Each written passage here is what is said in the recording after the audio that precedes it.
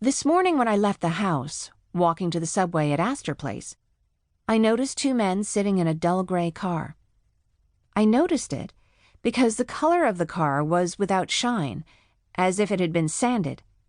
And I noticed it because there was no street parking during the day on Washington Square. Before I had time to think about this, not even realizing yet that it warranted thinking about, there was the rough grating sound of the bottom of a car door scraping against cement, and a voice said, "Oh, miss." He stood with one black shoe on the curb, his arm resting on the open door. Another man sat in the driver's seat. "Hi, how you doing? Could we talk to you a minute?" He leaned forward and opened the door to the back seat.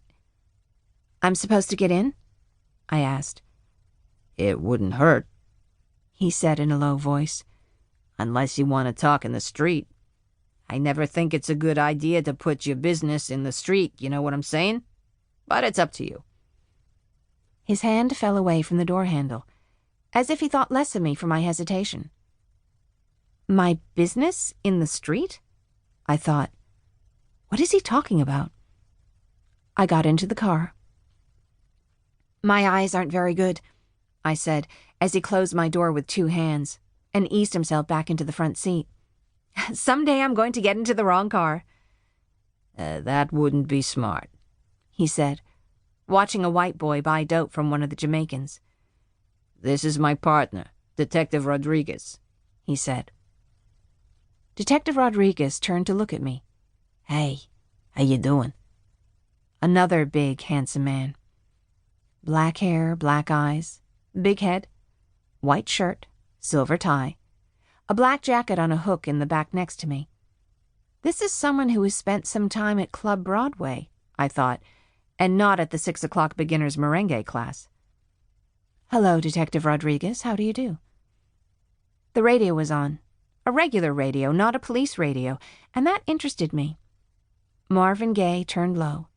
Not a police dispatcher. I had read that detectives sometimes ate raw garlic before questioning a witness, so this didn't seem too bad. I sat forward and crossed my arms on the back of the front seat, between the two of them. Malloy looked at me for a moment when I suddenly appeared at his shoulder, then turned away to roll down his window. "We wanted to ask you some questions," said Rodriguez. "One of your neighbors heard screams in McDougal Alley the night in question." He leaned forward to wipe the inside of the windshield. "The night in question," I said. "There are screams almost every night in McDougal Alley." Detective Rodriguez looked at me in the rearview mirror. "You a teacher?" I nodded. "You run those prints?" Malloy suddenly asked him. "What's an isthmus?" Rodriguez said, still watching me in the mirror. "This must be my lucky day. You ran the prints and nothing." "Jesus," Malloy said under his breath. "We just wanted to double-check with you," Rodriguez said, turning so that I could see his face and he could see mine. "In case there was something you forgot. You know, sometimes things come back." I did stop to think, just to be polite, lowering my eyes to appear to concentrate better, and I noticed that Detective Rodriguez wore a holster at his waist.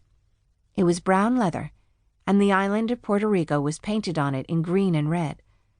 That, in itself, was enough to get my attention, as well as my admiration. But what really interested me was that in the holster was a yellow plastic water pistol. "To tell you the truth," Rodriguez said, "the reason Detective Malloy and I thought you might be able to help is that Mr. He looked down at a piece of paper lying on the seat between them. "Lothar Wilker, an employee in a bar called the Red Turtle," said Malloy. "Turtle says you were there the evening of the 16th, the night in question." Malloy turned to look at me. "Yes," I said, "I was there with one of my students. I was there for a very short time and came home."